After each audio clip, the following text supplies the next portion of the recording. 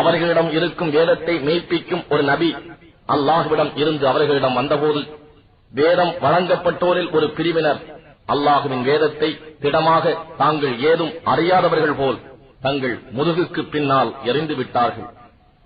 அவர்கள் சுலைமானின் ஆட்சிக்கு எதிராக ஷைத்தான்கள் ஓதியவற்றையே பின்பற்றினார்கள். ஆனால் சுலைமான் ஒருபோதும் நிராகரித்தவர் அல்லர். ஷைத்தான்கள் தாம் நிராகரிப்பவர்கள். அவர்கள்தாம் மனிதர்களுக்கு சூன்யத்தை கற்றுக் கொடுத்தார்கள்.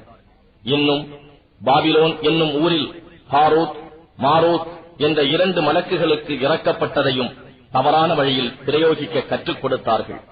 ஆனால் அவர்கள் மலக்குகள் இருவரும் நிச்சயமாக நாங்கள் சோதனையாக இருக்கிறோம், இதை கற்று நீங்கள் நிராகரிக்கும் காபிர்கள் ஆகிவிடாதீர்கள் என்று சொல்லி எச்சரிக்காத வரையில் எவருக்கும் இந்த சூன்யத்தை கற்றுக் கொடுக்கவில்லை. அப்படியிருந்தும் கணவன் மனைவியிடையே பிரிவை உண்டாக்கும் செயலை அவர்களிடமிருந்து கற்றுக்கொண்டார்கள்.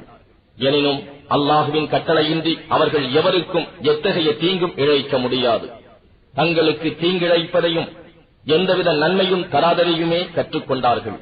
சூன்யத்தை விலை கொடுத்து வாங்கிக் கொண்டவர்களுக்கு மறுமையில் யாதொரு பாக்கியமும் இல்லை என்பதை அவர்கள் நன்கறிந்துள்ளார்கள். அவர்கள் தங்கள் ஆத்மாக்களை விற்று பெற்றுக்கொண்ட ஊதியம் கேடே ஆகும். இதை அவர்கள் அறிந்து கொள்ள வேண்டாமா? அவர்கள் நம்பிக்கை கொண்டு கேட்டில் நின்றும் தங்களை காப்பாற்றிக் கொண்டால் அல்லாஹுவிடம் இருந்து கிடைக்கும் நற்கூலி மிகவும் மேலானதாக இருக்கும். இதனை அவர்கள் அறிய வேண்டாமா?